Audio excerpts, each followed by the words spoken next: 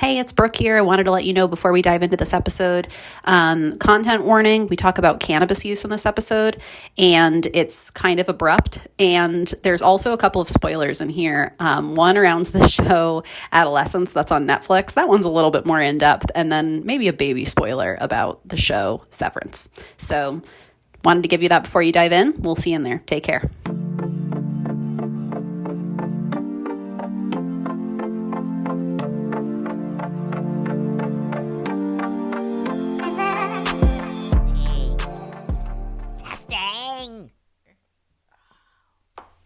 Okay, so we've worked out some audio kinks, I believe. And here we are. And the trailer for this podcast came out like a year ago.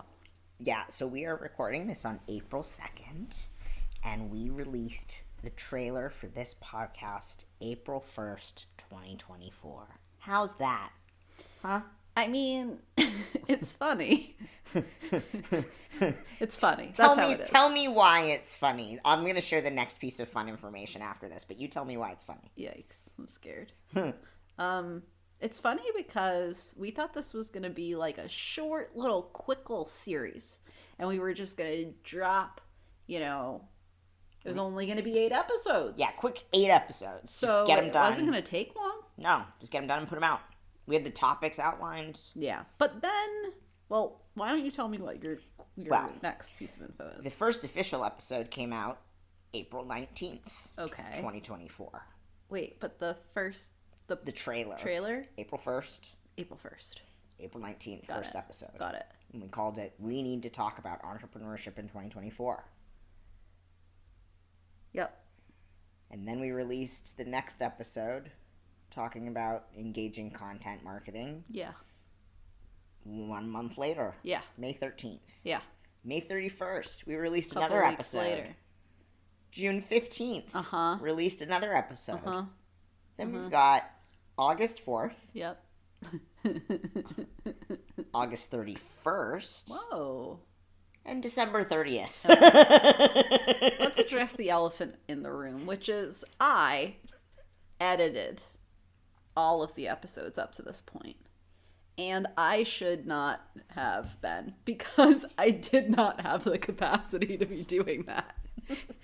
So it would take me, at some point, it begun taking me about a month to even get around to editing. Sometimes longer. And then longer after the editing was done to actually get it out there. And so with that being said, we're not going to keep doing that, which is a bummer because I do like the way that I edited all of our episodes. It was snappy and really nicely done. I loved it too. It brought me a lot of joy to listen. And I can't. Well, the other bit of news to share is that, give me 1 second and I will share the news, which is we now have 3 reviews. 14 ratings, though. 3 reviews on Apple Podcasts. Yes. And one of them yes. says, the hosts share a wealth of knowledge and experience about the online business space, and they let their fun personality shine through. I love the banter as much as I love the wisdom. Well, we have good news for you, Jackie Renee. Oh, that's Jackie funny. Irene. Yeah, I saw it as Jackie Irene, but it could be Jackie Renee. Jack Irene it or could be Jackie Jack Renee. Irene. Jack or Jackie or JJ. JACKIRENEE,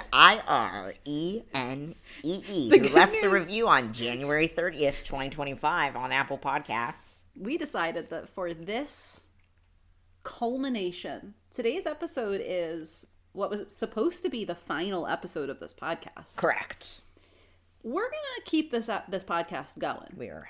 With a season 2. Happy to say there will be a second season. But it is the end of season 1. Correct. And to celebrate season 1, with the intention of actually getting this episode to you before the end of our planet. 2025. Which might actually go hand in hand.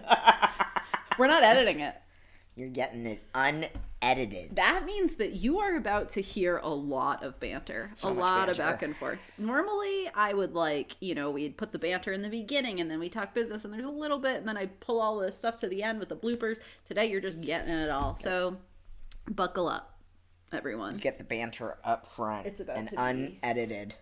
A wild ride. So, okay. Before we talk about anything, though. Like relating to the podcast? Yeah. We have some really important updates. Yes. Since we started. We've grown so much in a year. In 1 year, there's been a lot of growth.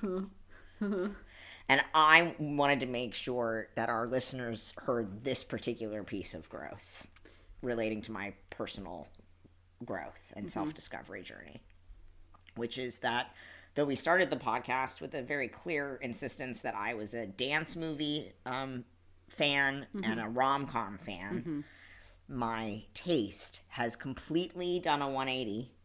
Yes. And now I want to watch the darkest stuff possible.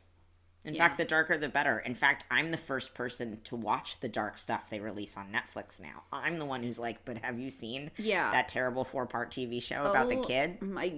Don't do it. I literally did to my barber today. I was like, but have you seen the 4-part show? Don't watch Adolescence. Don't watch it. I don't know. I'm still thinking about it. Okay, here's what I'm going to say about Adolescence, okay? Don't let them fool you when you think that you're going to, get to the bottom of the mystery. There's not a spoiler alert, everyone, earmuffs. There's no twist, okay? There's no twist. There's no big reveal. It's true. It's just depressing. It's beautifully done. It's beautifully done. It is incredibly well done for what they were trying to do. However, had I known what they were trying to do, I would not have ever signed up for it in the first place. So, there's that. But I'm happy for you that you've grown, and now instead of just watching pure joy and dance, you now have descended into serial killers, murder, sexual assault, violence. Yeah. In fact, I get more triggered now watching movies in the evenings than I ever have maybe in my life. And yet I keep doing it. I mean, at least I'm conscious of it, No, I think it might be true. I'm consciously multiple times a week watching movies that I'm like, oh my God, this is triggering me so hard. I have to keep watching. Have to watch the rest of it. I check in.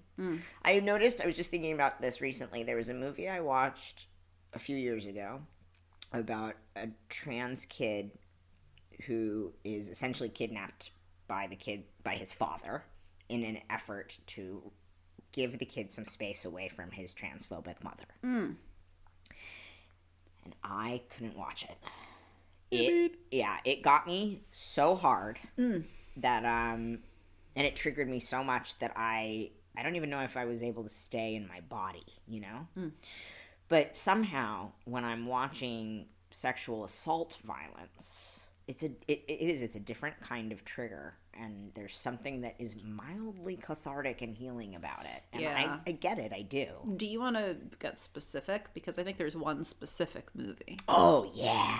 That you found very Okay, well, this cathartic. Actually all started with Blink Twice. Yes, it sure did. So when Blink Twice came out, and for those who aren't familiar, Channing Tatum. If you haven't been following along, because we did talk about Blink Twice, I believe, in an episode. Did we? Well, I mean, I feel like the whole podcast started with me talking about Channing Tatum, so maybe yes. Anyways, Channing Tatum stars in Blink Twice.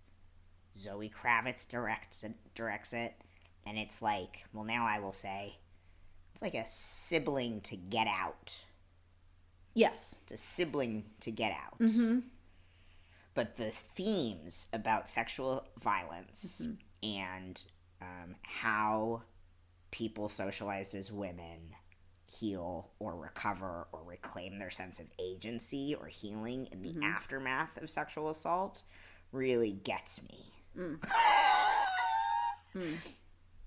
So much so that I'm like, yeah, I'll watch the NXIVM documentary. Oh, yeah. Oh, yeah. For similar reasons. Oh, yeah. And I recently showed you The Jinx. And The Jinx, and the movie that really hooked me recently that I'm still thinking about all the time and ready to watch again is Promising Young Woman, which apparently was... That's the one that I was thinking of. That you really enjoyed. You found very cathartic. Oh, so cathartic. Mm-hmm. I'm really happy for you. Thank you. Mm-hmm. Do you feel cathartic? Do you feel catharsis during some of the dark shit that you watch? Not really. How fascinating. Yeah. There's things that I do, like a good revenge movie, like... You feel some catharsis. Promising Young Woman. Yeah. Right? Yeah, Promising Young Woman. That I feel some catharsis. But no, I really like true crime stuff, but it's not cathartic. It's more... I don't know. It does something for my nervous system that actually I don't think I've learned recently that sometimes it's not healthy. In fact, just the other day, maybe 2 days ago, I started watching a Netflix series about a serial killer, and I didn't even get through the intro and I turned it off. And it's something that I would have loved to have watched probably a year ago and before then, but it felt like, oh, this is gonna make things even darker for me right now, and I don't really need things to be darker, but I think that I'm often looking for things to match my level of darkness that I'm already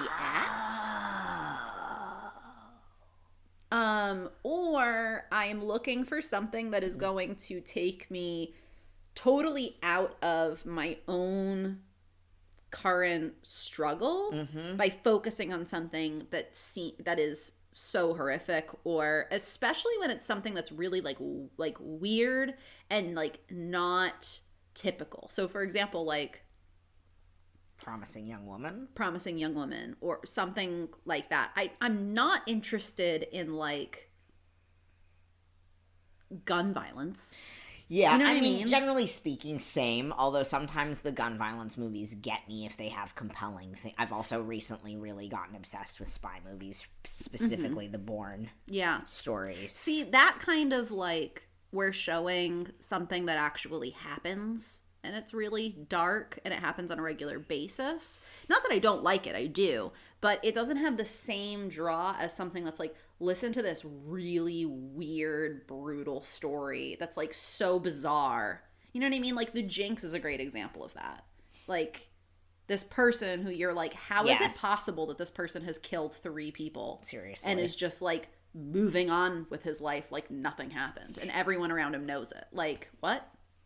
Yeah, today I learned that apparently there are people that go around and get haircuts and then stiff their barbers. And I'm like, how can you sit in somebody's chair and then rip them off? That's fascinating to me. Yeah. It's on a different level than killing 3 people, you know? It's a very different level. It's a very different level. Also, I mean, you know, there's plenty of people who get some kind of high off of getting away with something that seems to them relatively harmless. Yes. But they also like gut something over on someone or whatever. And the idea that some people would choose like a barber right, to do that. Okay, but let me ask you a question. First of all, how do you think that we can give a spoiler and talk about adolescence, and I can ask you a question about? Well, we've already been giving spoilers about adolescence. So another spoiler about adolescence. Okay, so here's my question for you. Also, yeah, if you want to go watch Adolescence and pause this, just don't. We have different opinions. I was so mad. Brooke was like disconnecting from the final episode. You were like fucking around on your phone and like doing other things. Once I could tell that it wasn't going to wrap up. No, I know. I was like, I can't do this. You were over it. Yeah. And I understood that. Meanwhile, it was going to be too painful to stay invested. I honestly am excited to watch it again. Wow. Yep. Okay. Because of the way it's filmed. The way that it's filmed is incredible. And because I am intrigued to relive some of it now that I have the clarity of the whole arc. And my question for you is, like, how does one actually say, I'm going to plead not guilty? What do you mean? How does one? If they actually were the one who stabbed this girl 7 times. Uh-huh. Like, how could you manage to truly plead not guilty if you actually killed her? So, for the whole What do you mean, year, how could you manage to plead not guilty? That's the whole idea, is that he's trying to say he didn't do it. I know, but he did do it. But you don't know that he did it. You never know. And that's, I think, what they were trying to do. As somebody who has listened to so many murder mystery things and true crime things and watched so many, like, documentaries and stuff, like, it is not uncommon that a person continue to maintain their innocence even while in jail, and you actually never are going to know. No. You'll never know what happened. If he actually and did. That's what I think they were trying to capture. Yeah. Is that there isn't closure. I think that what they were trying to capture, which again I think is beautiful. I think it's a beautiful commentary. The way that we tend to show these stories is we tie things up with something that's thrilling, or everything comes together. Now you know exactly what happened. But the reality is that when stuff like this happens, it's actually rare that we know what happened. I know. Even if we get some definitive evidence of who did it, or even if we get a confession, people confess to things that they didn't do all the time. I know. Oh, that just made me even sadder. I think it's easier for me to just be convinced the kid did it. Mm-hmm. But you're right, we really don't know. I mean, based on what we saw, we really don't know. We don't know, but I also think that he did it. I'm really frustrated specifically by there's one episode where they kind of give you a bunch of clues that you think are going to lead somewhere. They never do. They never even address them again. Yeah, that is hard. Which I found really annoying. I know. Like, and by the way, I was talking about this with my barber today, and we were both like, then we were like, yeah, that's like if Severance doesn't tell us what's going on with the goats, I'm going to be really pissed off. Right. Like, don't just throw shit at me because it's weird and setting me in a confused direction, but don't actually tell me why you're using it as a storyline. Right. Like Lost. Yes. The show Lost is a great example of that. Now, here's the thing. I actually feel like if you want to... I think that Adolescence would have been better if it were already spoiled.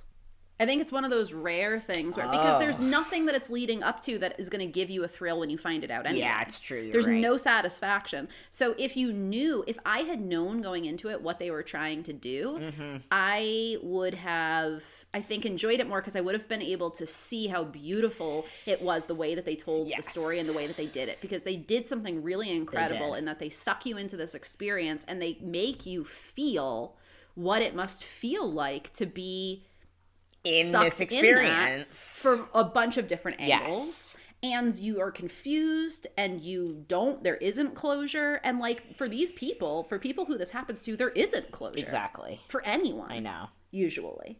So interesting. It's such a different, like, Promising Young Woman has such brilliant closure. Twist. Yeah. A twist. Yeah, I wish we had something to give our listeners an opportunity to vote on this time. You know? Like, those of you who participated in the voting about which one of us... Oh, yeah, I won. Yeah, just to be clear, Brooke won for the Arnold I needed to say voting. I was going to get there. Immediately, I'm like, oh, yeah, I won. Yeah, everybody voted for Brooke. So, we've been going to a yoga class twice a week, and it's always with the same teacher. Hi, Anna. Hi, Anna. Hi, Anna. I almost don't even want to say go to this class if you're in Portland. Seriously, don't go because I want to be alone. But also it's getting busy enough as it is sometimes. Anna Mitra's Vinyasa restorative class, if you live in Portland, highly recommend. I personally have very much loved the approach and the class. And why did I start saying this? Because we were like, the Arnold voting. Oh, because Anna listens to the podcast, and I didn't know that. It was so cute. I was like, I came out to get a prop or something, and Anna said, "Oh my gosh, your podcast was so funny. I was cackling during the Arnold Schwarzenegger impersonations," and I was like, "Did you know there's an actual poll?"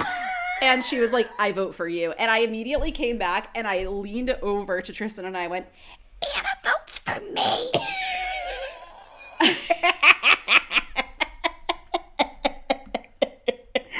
you were like, "But did she actually vote? Yeah. Did she vote in the poll? Did she vote verbally, or did she actually click the link? So if you missed the Arnold Schwarzenegger impressions, go back to the last episode. And if you didn't vote officially, if you're upset by these results, then you're going to have to go to the show notes of that episode and actually vote. But if you agree with these results, don't let those people override the truth.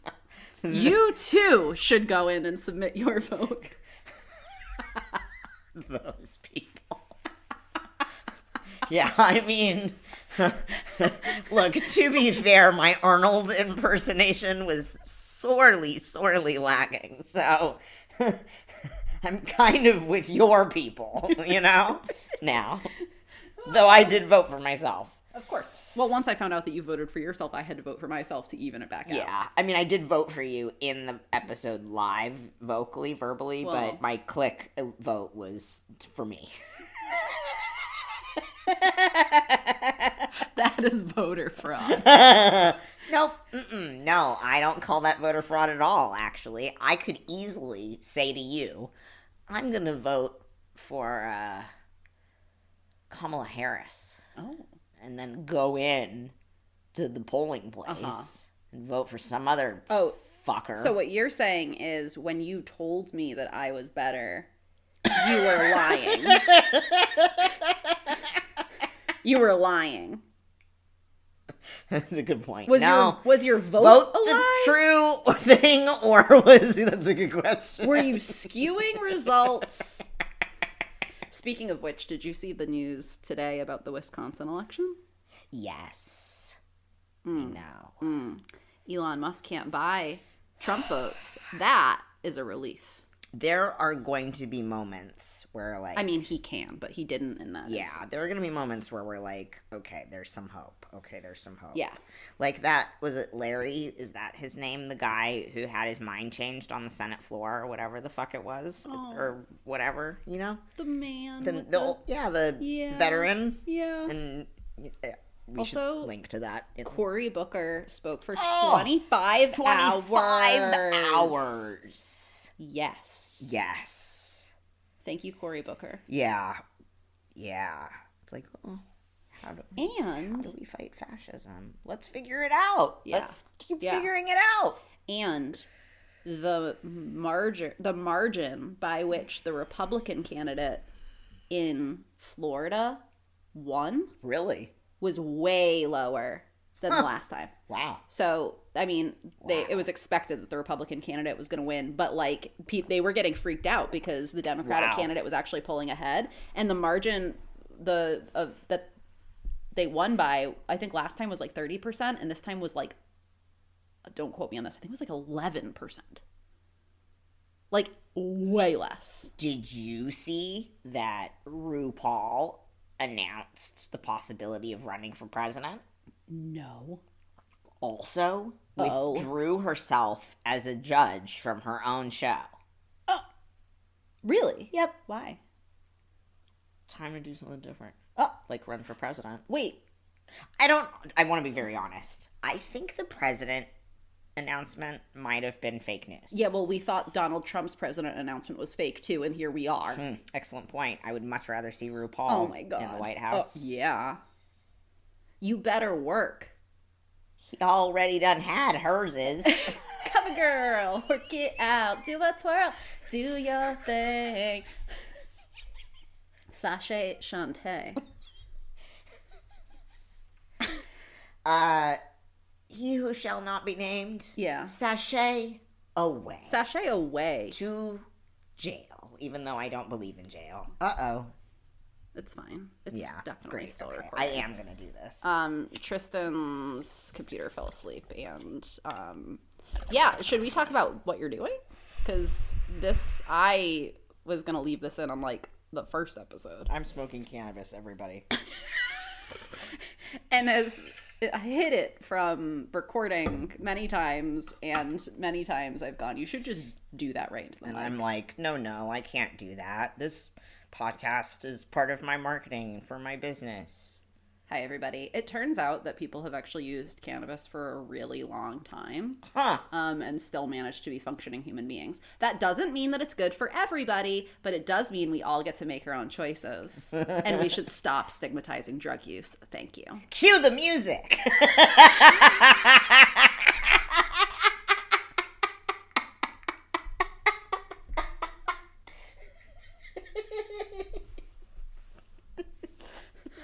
Oh my gosh. All right. Are we ever going to Let's start talking about stuff. Here's how I want to start talking about stuff. Great. I'm pretty sure. Wait, hold on. Let's just go ahead. Okay, so that was a 25-minute intro. Sounds about right. Mm-hmm. Here's how I want to start talking about this. Yeah. When we first started this podcast, we said that we wanted to talk about, like, the fantasy of the business world and online business world versus the reality. Yes. We said that the fantasy is that there's like other people have it figured out, and there's some kind of code that you can crack, and then everything's going to be set for you.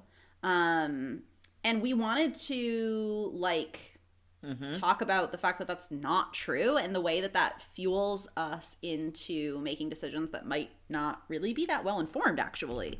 Like, being convinced that if you just do things the right way, things are going to work.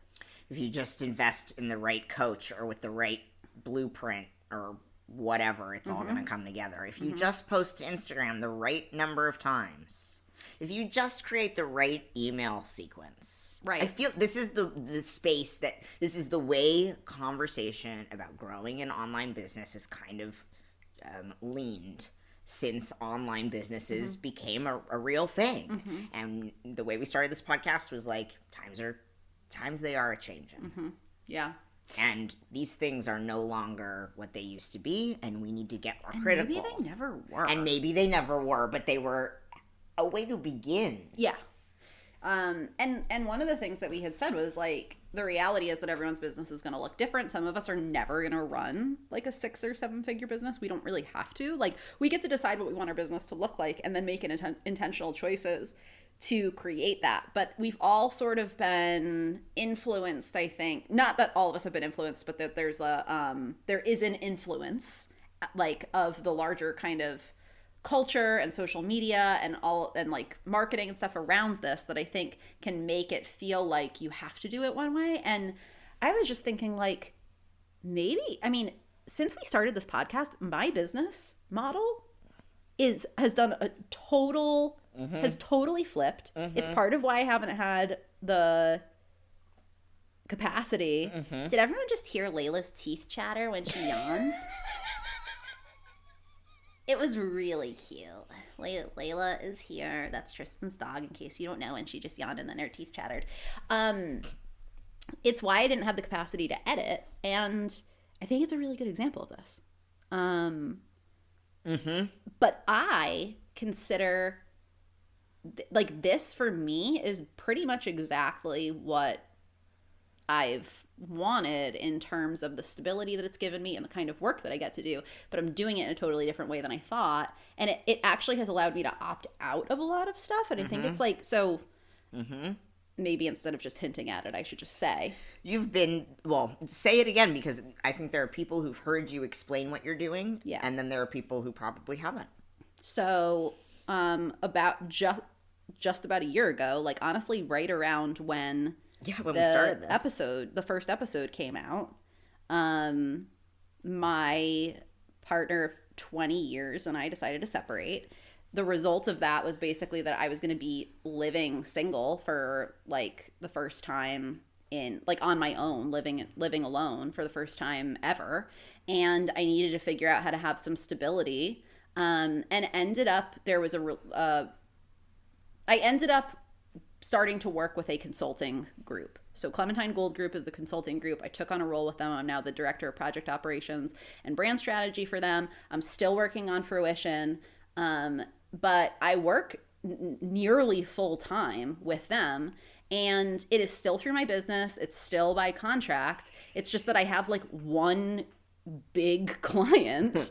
But then that allows me to work with a whole bunch of other clients where I get to do strategic planning and marketing stuff, and like a lot of the business skill and consulting like skill and project management stuff that I've done gets to come into that. And because of that, like, I don't need to be marketing my business the way that people say that you need to. And yet I have more stable income than I've ever had before. And it's like, no one talks about that. Yes. About the different pathways to actual sustainability. Yeah. And how it might look different, again, to your point, depending on your business model. Well, I mean, for me personally, nobody ever explained to me what a business model was. So how could I ever understand that it could look different for everybody? Right. Yeah. So really what we had planned on doing, because a lot of the episodes that we recorded, we talked about like, let's talk about this in 2024. And it's not 2024 anymore. So we wanted to kind of go through each topic and like give kind of comments on like where are things now and like overall themes that have come up. Yeah, like things we've taken away or things we've learned, things that have revealed themselves. Do you want to start with the topic of engaging content strategies? Was that our first episode? I mean, the first episode was like, we need to talk about entrepreneurship. What was our second episode? The second episode was the key to an engaging content strategy in 2024. And that was all about making things easy for people to consume and easy for you to create. Yes. And I do think that we want to talk about this because we were just having this conversation. We just did a workshop called Instagram Stay or Go. And shadow banning came up and the algorithm was coming up. And we were explaining to people, like, you can blame the algorithm. Yes. You can say that you're shadow banned, but, like, in the majority of instances, it's actually human behavior. Yeah, it's just an understandable response to content that people don't actually want to engage with. Like, people are, let's imagine the state that we're in. Let's imagine how we feel every day. And then when we open up our phones, what are the things that we're looking for? I am looking for dogs. I am looking for Timothée Chalamet. Great. So, and what we're saying is we're not looking for an educational carousel post. No, usually I'm not looking to be educated. I'm looking to be distracted. Which means that educational content, carousel posts are going to be shown to me less than dogs. Yes. And if you keep putting out educational carousel posts and not dogs... Yeah. You might think that you're shadow banned. But guess what? I don't care what your identities are. It's not that you're shadow banned. Yeah. And maybe we should just say what shadow banning actually is. Okay, so here's the thing. And I hear this all the time from folks who hold marginalized identities, and I totally get it. I am not denying that bias is a factor here. I'm not denying that there's racial bias, that there's gender bias, all the things, right? Ableism, the list goes on. What I am saying, though, is that for us to say my content isn't reaching as many people as other pieces of content that I've shared, I must be shadow banned, is misusing the term. Yes. Shadow banning is the practice of blocking or partially blocking a user or the user's content from some areas of an online community in such a way that the ban is not readily apparent by the user, regardless of whether the action is taken by an individual or an algorithm. Meaning, your content is blocked from other people seeing it, and you don't know that. You can keep posting, you can keep operating as normal. You don't realize that other people can't see your content. When you get shadow banned on Instagram, and I'm saying this because there's an account that I used to follow that did get shadow banned, and I went looking for where this person went Ultimately, I was able to find the account by going to the direct link by going into my history in my browser. That account would not even come up in search. I couldn't even go to the search bar and type in the person's name, the person's handle, and have it come up. It will not. It is you can't find it unless you have a direct link to the account. So if anyone is seeing your content at all, you are not being shadow banned.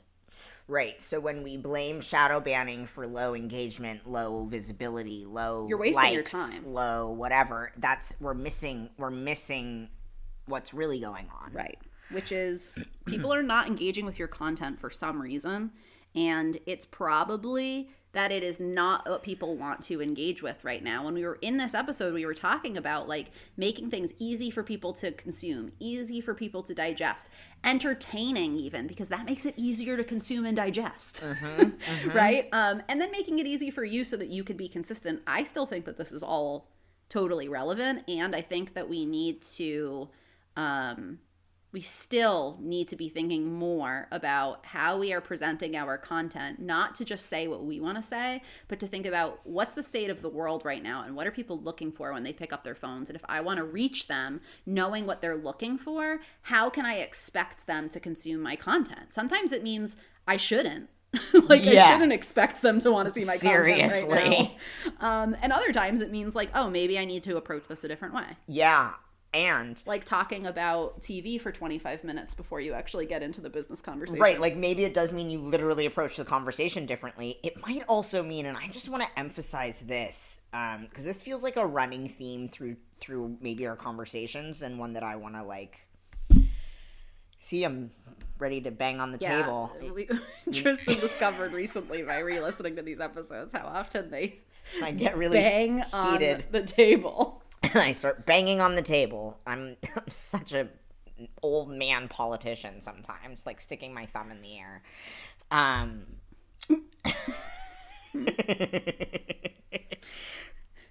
Just Bernie Sanders in a small boy body. Exactly. I mean, no.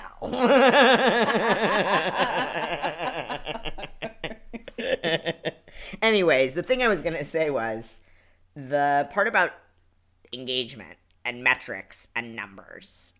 I am actually getting to a place where for example, I just posted today a marketing asset for our upcoming Foundations to Fruition, formerly known as BizCamp program. Mm-hmm. And it's, I don't know, next time I open my Instagram, maybe it's got 10 likes, you know? Maybe it's got like a very small number of views. Mm-hmm. I don't really care. Mm-hmm. For the one person who did engage with it, who it made a difference for, right? Great.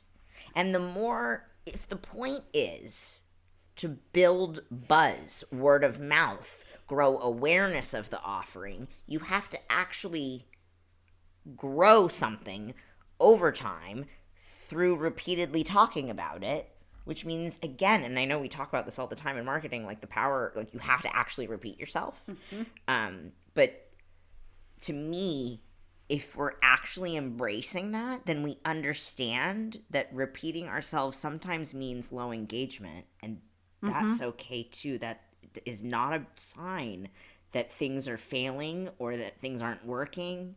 We have to understand both that sometimes low engagement is a sign that we need to pivot, and sometimes it's an understandable response to content that is less engaging. Right. And sometimes our responsibility is to say, oh, look, this is less engaging. How can I make it more engaging? And sometimes our responsibility, I think, is to say, this isn't content that I can really make any more engaging. I'm going to share it anyway in a way that's really sensitive to where people are. I'm going to keep it short, or I'm just going to give like the TLDR, or I'm going to talk to how people are feeling in this particular moment, or whatever it is, and I'm going to share it even if it reaches 6 people.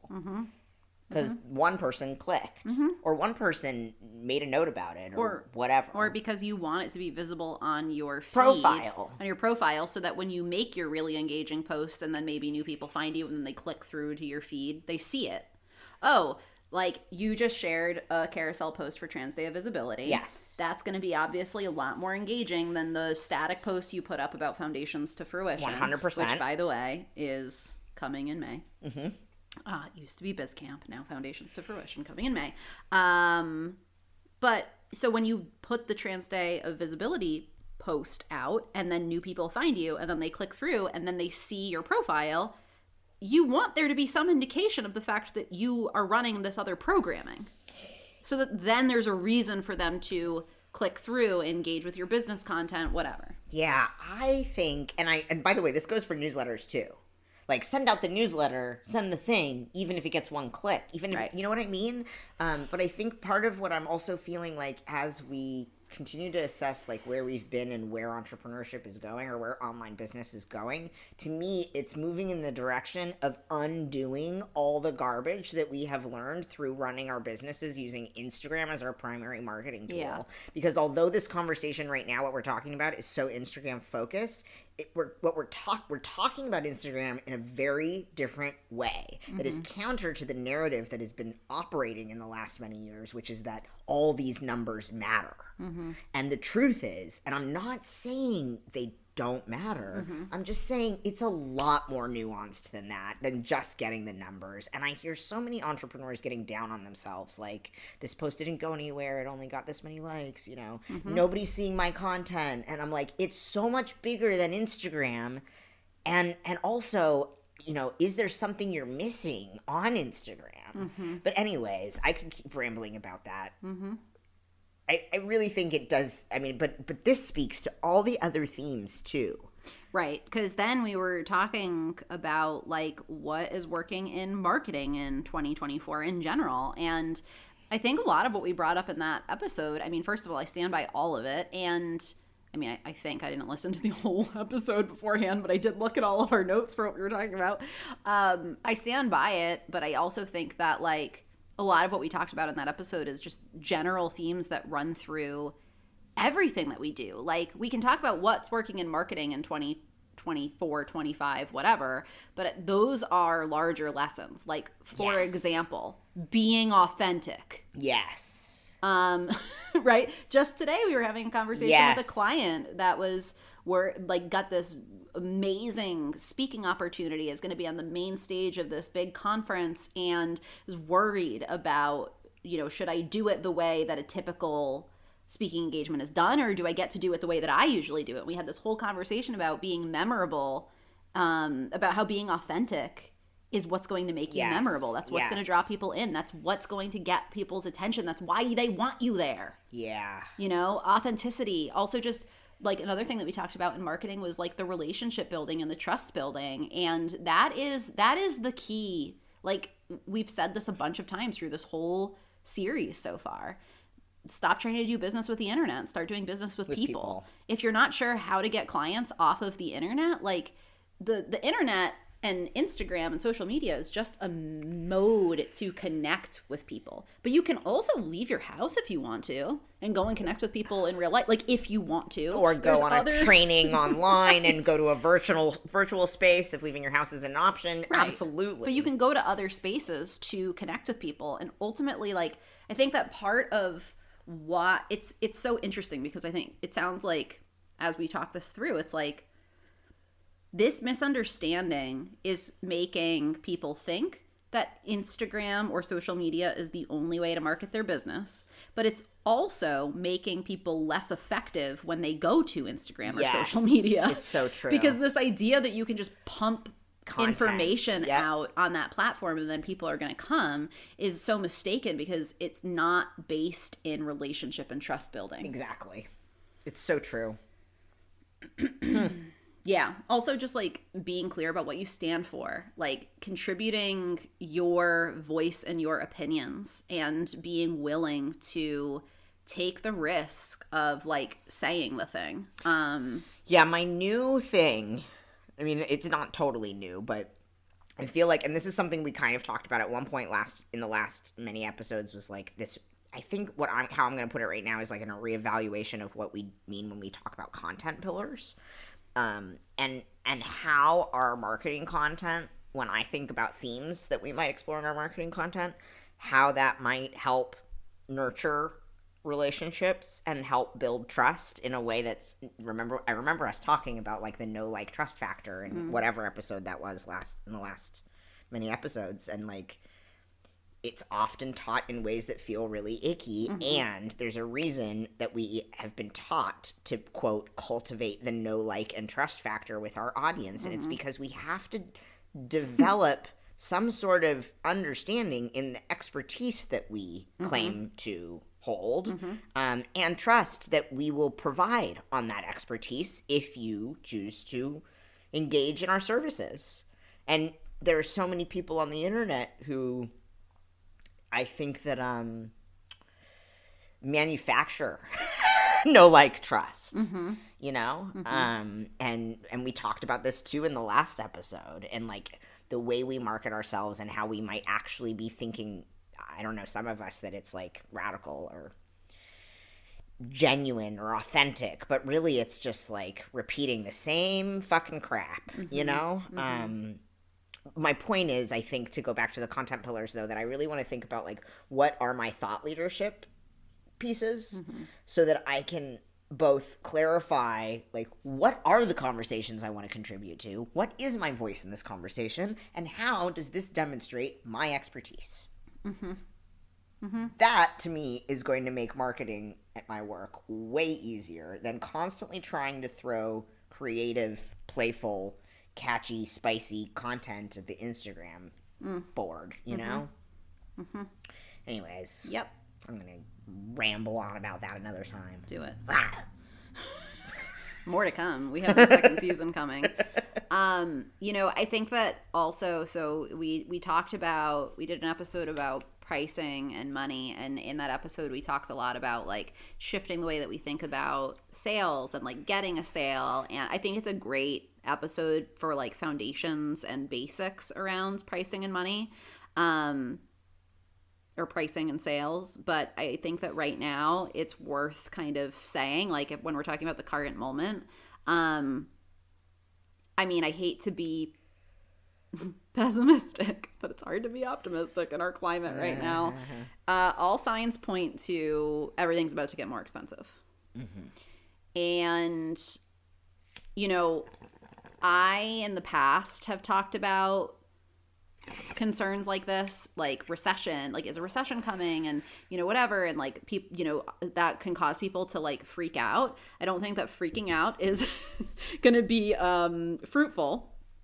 I still feel like, you know, we still are, none of us who are, at least I don't think any of you who are listening to this podcast are trying to create some like mass market product where you need like, you know, a huge market share or something like that. Many of us are only needing to get like a handful of clients, right?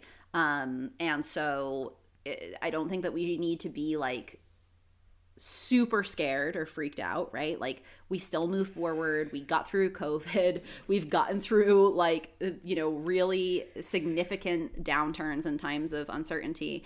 And also, I think it's really important for us to understand the impacts that the financial or the economic climate right now can have on people's behavior. Yes. One thing being, I think that we need to expect that it's going to take people a longer time to decide if they're going to make purchasing decisions. Yes. You know, if it's not a really, if it's not a low priced offer, and I'm talking like less than $100. Yeah. And honestly, even then that can be a lot of money for a lot of people. But like, if we're talking anything more than that, I think that we all need to understand that what we used to do around trying to create urgency, I think that we run the risk right now of that backfiring. Yes. If we don't honor how scared people are about spending money, looking down the barrel of like, you know, that's a terrible expression. That's a reference to guns, isn't it? Yes, it is. Okay. looking down the barrel of fascism and authoritarianism. But for real, right? A lot of people are scared. What we know about economic uncertainty is it's a self-fulfilling prophecy. When people start to catch wind of a potential recession, people pull back, and that's what causes things to slow down. That's what causes that kind of economic slowdown. So if we know that people are pulling back, people are going to be more conservative, we need to understand that it's going to take people a longer time to make buying decisions. People are going to be more careful about the decisions that we're making. I think we need to honor that instead of trying to push people through it. I just feel like we're reaching a point of risking people digging their heels in the more that we try to ignore that reality, because the reality is that this is like existential right now for a lot of people. And I think, and by the way, I just like literally wrote some of what you just said down. I was like, that's an Instagram post. But I think it's 2025. Mm-hmm. To me, this moment started in 2020 with COVID. Mm-hmm. And is just continuing to unfold. But like, to me, it's I don't know, I was going to say something about, I don't know. Yeah, it's like, on one hand, it feels like what we've been seeing happen and just a continuation of the same thing and us just getting used to it. Yeah. On the other hand, we, since 2020, have yet to enter a full-scale trade war. Yes. Which we're about to go into.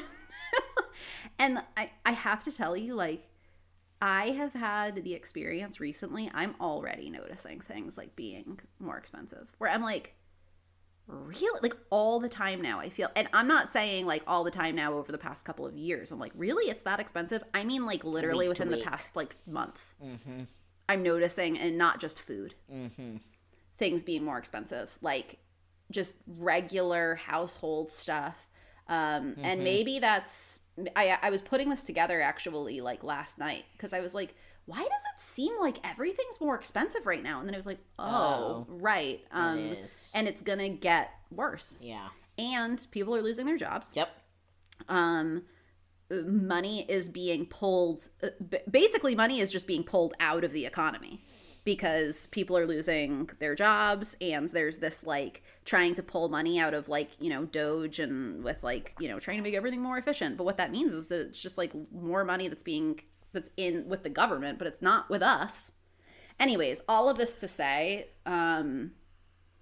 I think we need to be conscious of the recession or the economic slowdown. Yes. That I think there's a very high likelihood of happening. I think we need to be conscious of the fact that things are going to get more expensive. The result of that is that the people who you want to work with are going to be more careful. The other thing that we know about when this kind of economic slowdown happens is that people tend to be more concerned with maintaining stability than they are with going for big things or having some kind of big dreamy kind of whatever. So like the sales tactic of imagine if things could be so amazing and this could fix your whole life. It's harder for people to buy that when there's such an existential crisis going on. Mm-hmm. And it's harder for people to get themselves there when all they're worried about is just maintaining the stability that they have and just trying to kind of pull back and like hold tight.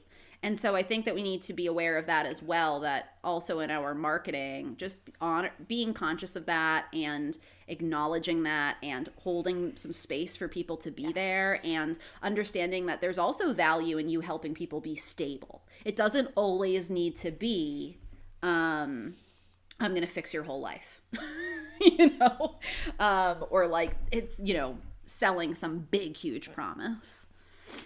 Oh, I wish a few yoga teachers I know were listening to this conversation, you know? I'm just thinking about the yoga teachers out there who are like, and I understand being a yoga teacher as a profession is not lucrative. Mm-hmm.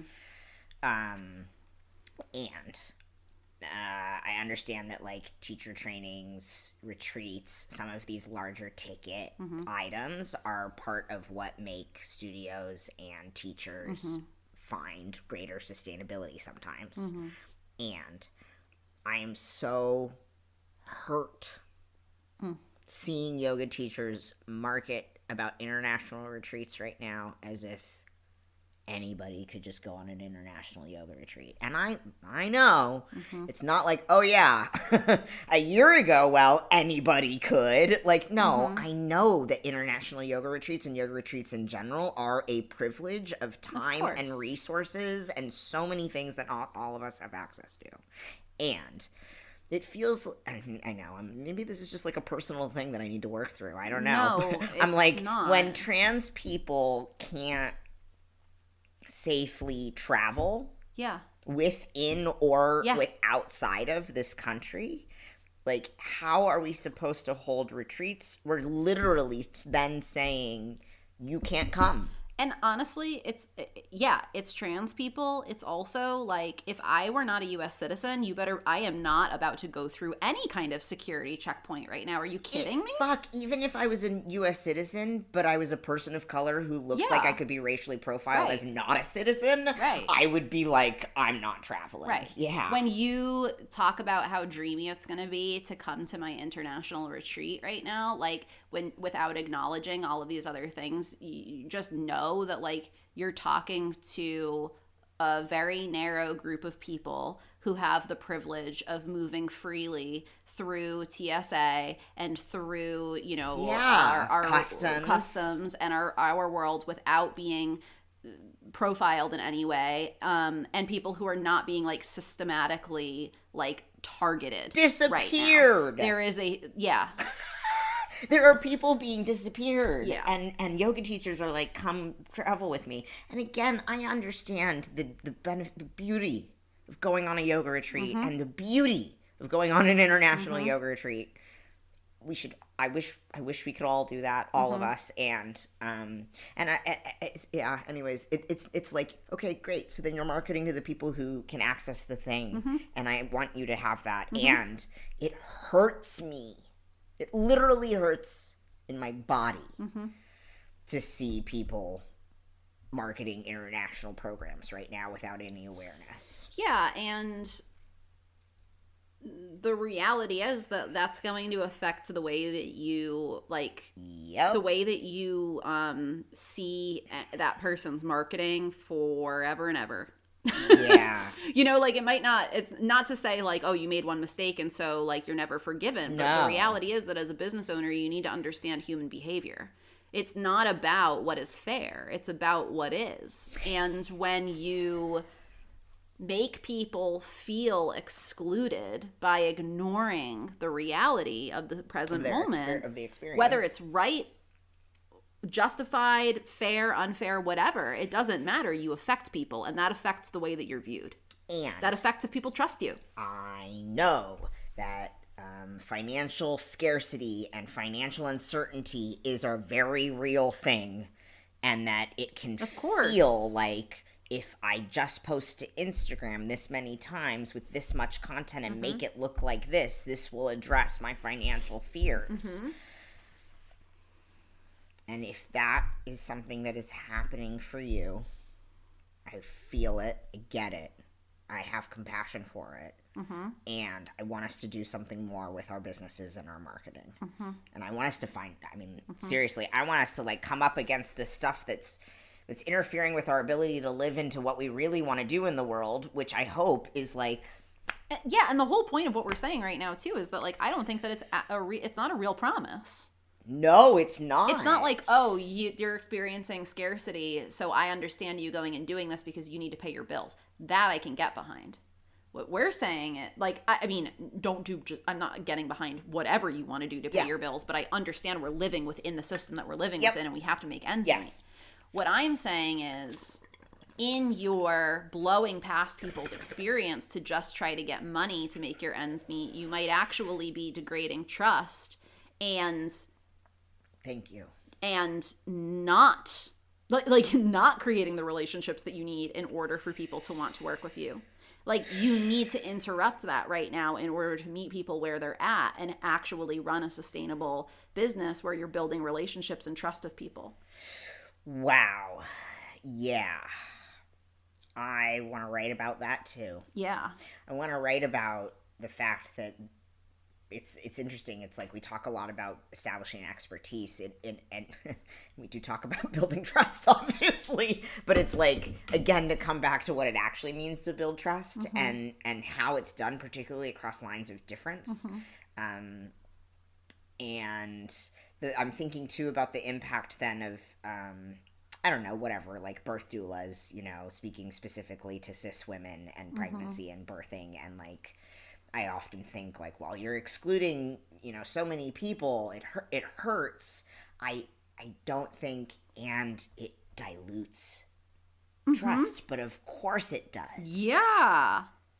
I can't trust you as long as you're showing up in this way, because even if you say you hold values that are in contrast to the way I'm seeing you show up, you're also showing me that you're going to continue to operate within dominant cultural norms and expectations and hierarchies, which says to me you're not actually operating in accordance with the values you claim to hold. And And for the people who listen to this show, you know, I mean, maybe not all of you, but many of you who we've had conversations with, we know the people you want to work with.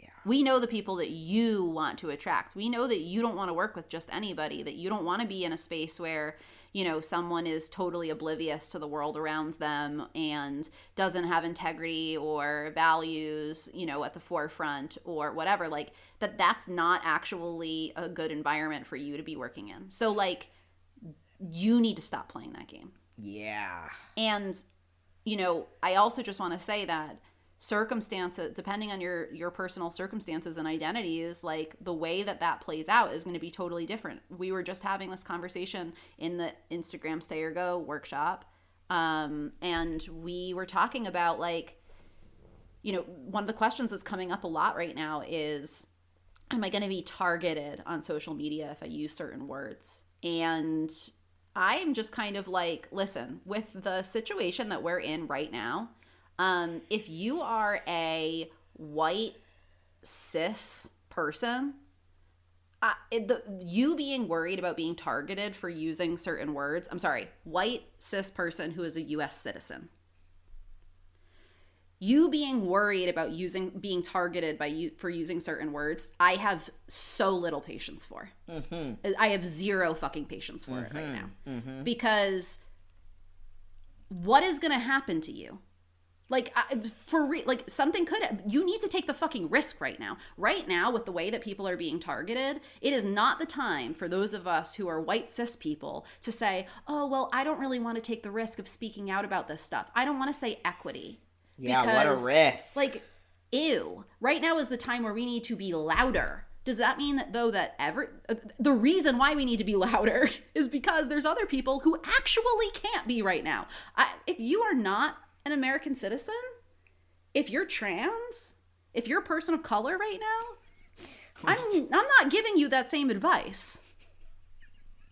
What? I'm just thinking, oh, Gary Katz, you know, I'm just thinking about my dad, and I'm thinking about the conversation that we had recently, and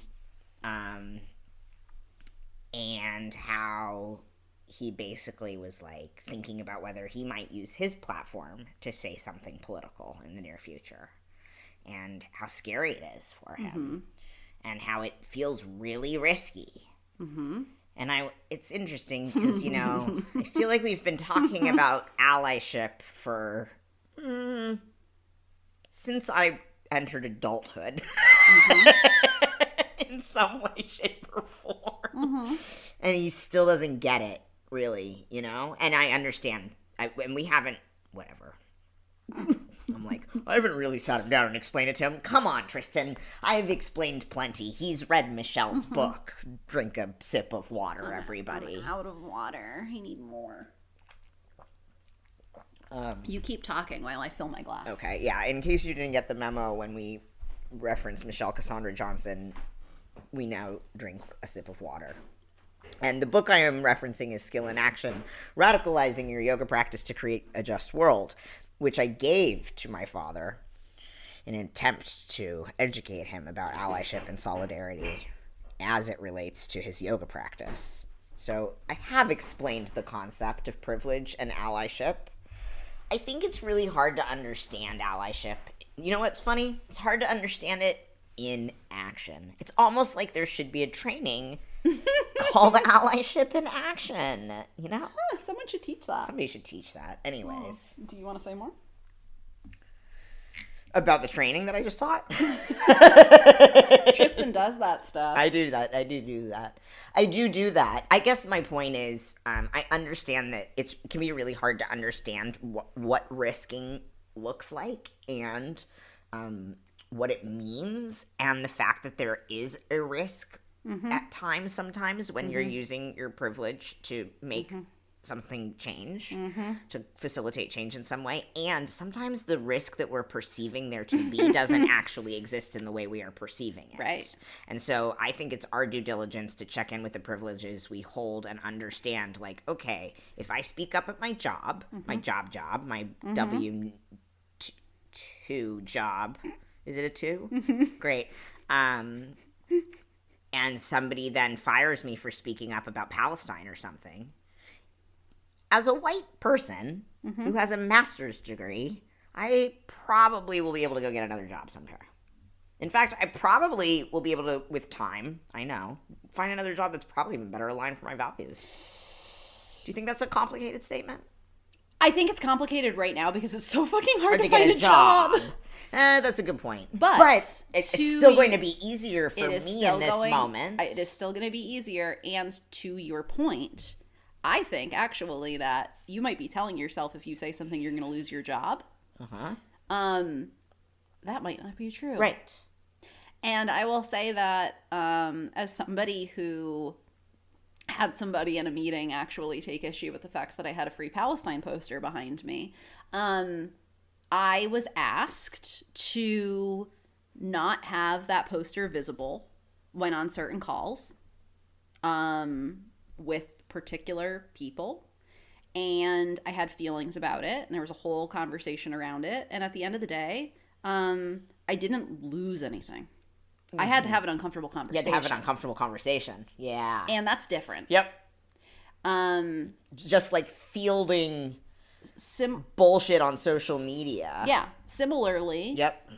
I recently had a situation happen where I felt strongly about the way that the team that I work with should kind of move forward with something.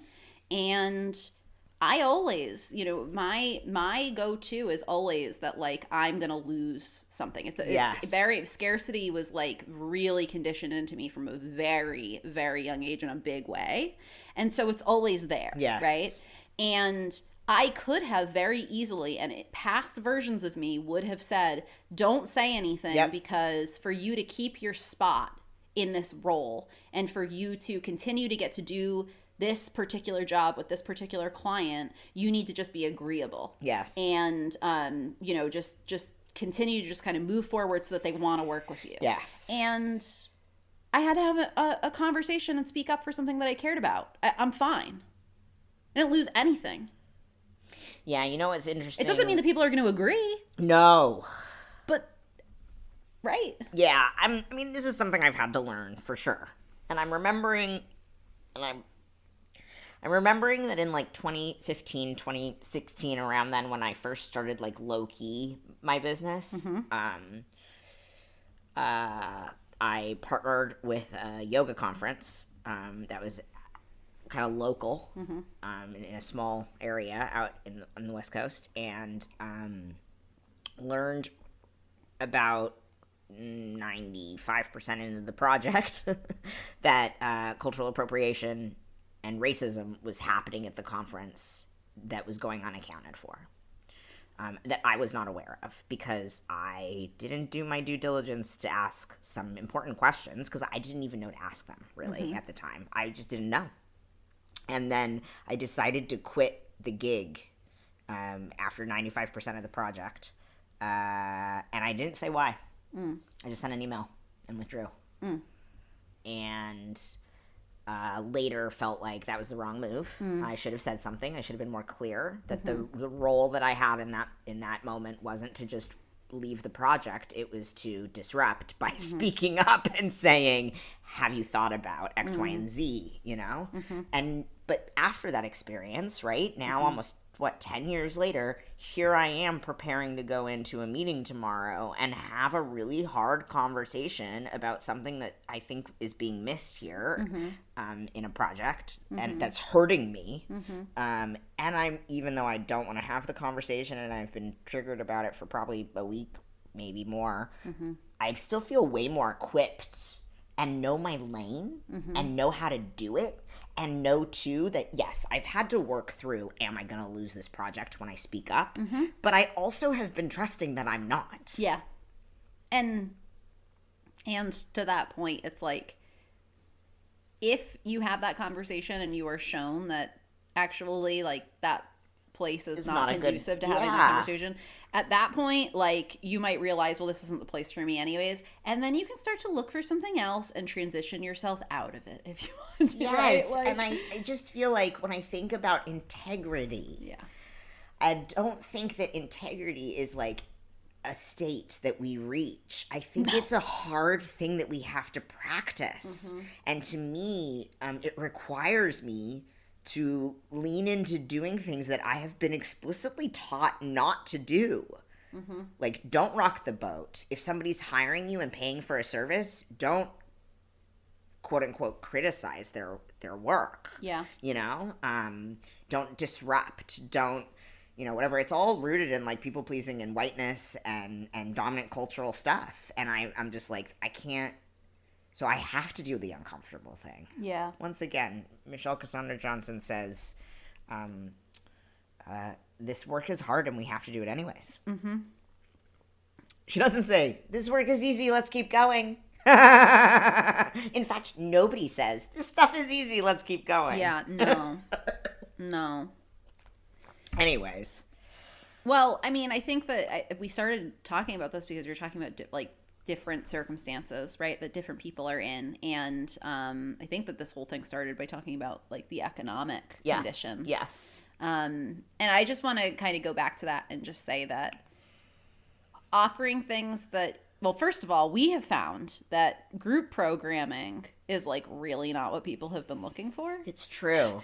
And also, as we talk about, you know, what people can actually afford or people being more careful about their buying decisions, I immediately think about group programming because it's one of the ways that you can, you know, offer something at a lower price to people without you getting paid less, right? I guess where I'm going with this is I'm not saying that you just have to, like, slash your prices, right? Like, I'm not saying that you have to put yourself into a rough financial spot in order to make things work for other people. There's ways that you can design programming creatively to get people what they need and also get paid fairly. But it does require us to, like, go back to the drawing board sometimes and be like, okay, here's what I'm noticing people really need right now. Like, the more that you can get in tune with where your clients are at right now and understand what they're really experiencing and really going through and understand what kind of support they actually need, the better equipped you're going to be to say, okay, how can I design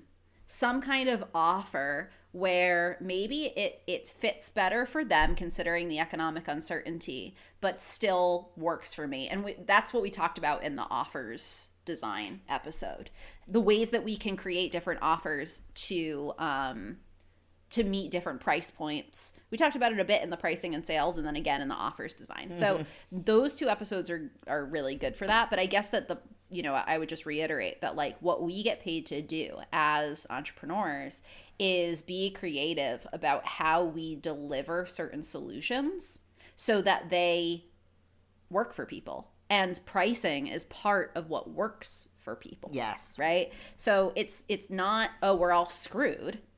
It's just like, we need to actually think about the moment that we're in so that we can meet it. We can't just keep going forward the way that things were over the past few years and think that the same stuff that worked then is going to work now. Like, that's not reality. I also think one of the things I've learned over the last year or so with us doing this podcast and working together in the ways that we have is that it is our job as entrepreneurs to continually reassess and almost like listen to the soundscape of what the patterns are with our clients and their needs and the projects and the scope and the pricing and all of it, so that we can have the right containers and not sell ourselves short or put our clients in containers that don't actually fit the service and the needs. Does that make sense? Totally. Yeah, what I have learned, I mean, it's just fascinating. It's like, just when I think I figured something out, 6 months later, it's going to change again. And I have to constantly be kind of paying attention to what's working and what's not working and what might need to shift and where something could be improved. Yep. It's my job. It's almost like what we were saying about integrity. It's not something that you reach. It's not a one-time thing that you just like are at. It's like an ongoing practice, and everything that we've talked about in this podcast so far is all ongoing practice too. It is. I really see season 1 being where we talk about all of the foundational concepts, and then in season 2, like, we plan on going deeper into nuances around all of those same topics. I mean, other stuff too, but like going deeper into how we can navigate, you know, different elements of those and having deeper conversations about them. But I think that, you know, season 1, like, those foundational concepts holds true. And the reason why we talked about them is because they're the concepts that can allow you to react to the situation or respond to the situation, create a strategy for the situation that you're in, keep your eyes open, look at the circumstances, adjust, rather than a framework or a cookie cutter approach that might have worked at some point but doesn't actually bend to, or it's not flexible enough to meet the needs of you, your people, and the time that we're in. Okay, so that's season 1. Season 1 is like kind of like a taste of our program, Foundations to Fruition, which is starting on March 8th. May 8th. Yes, March 8th. That'd be great. It is. It is. So, by the way, if you're interested in learning more about that, we'll link to it in the show notes. Go to joinfruition.com. /foundations. Joinfruition.com/foundations. Yeah. And anyways, it's a 12-session experience that I think gives you more tools, information, and skills. And spaces for integration and coaching. I'm finding it incredibly helpful to go through that content and curriculum over and over and over again. It's really shifted not just it's shifted the way in which I feel equipped to meet my work and the ever-evolving landscape of entrepreneurship. But more than that, it's helped me feel more confident in my work. I really, like, through the Foundations program and through, you know, our work together, I'm gaining a lot more confidence. And a big part of that is because of what you teach and we co-teach together and co-facilitate, and what I learned too from the people in the space and the kinds of conversations we have.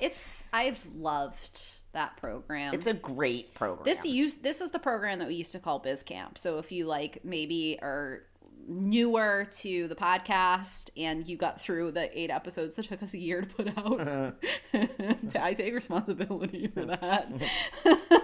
Approved. Approved. Yeah, it's my fault.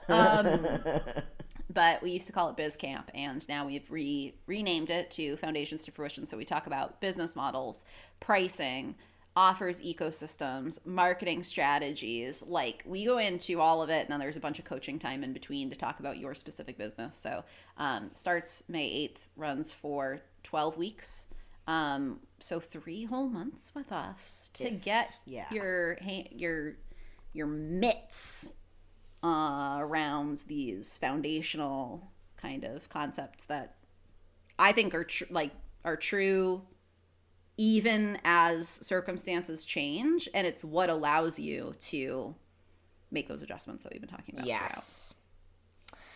Hope you enjoyed today's episode. It's going out unedited. Yeah. Which is a little vulnerable. And yeah, you must feel so relieved. Oh, thank God. So, enjoy. I don't have to edit out all of your bong rips. Yeah, also I was like halfway through the bong rips. I was like, should we have started with a content warning? Do I need to put a content warning in the show notes? Like, CW cannabis use. And then I was like, is Apple Podcasts going to be okay with me putting CW cannabis use? I was just thinking, like, could cannabis use trigger people? Probably. It definitely could. And, take care of yourselves. Yeah, I mean, we say now. At the end. No. I'll go in when I put the music in, because I do have to put the music in. We'll hope that doesn't take me a month to just stick the music in. Okay. Maybe we can also say cannabis use. Yeah. Cannabis use and spoilers about the show Adolescence. Yeah. Cannabis use and spoilers. Adolescence, and I would argue Severance got a spoiler or two, maybe. Oh, because you talked about the goats. Maybe just a spoiler. Stay tuned for season 2. Season 2. It'll be here in 3 years.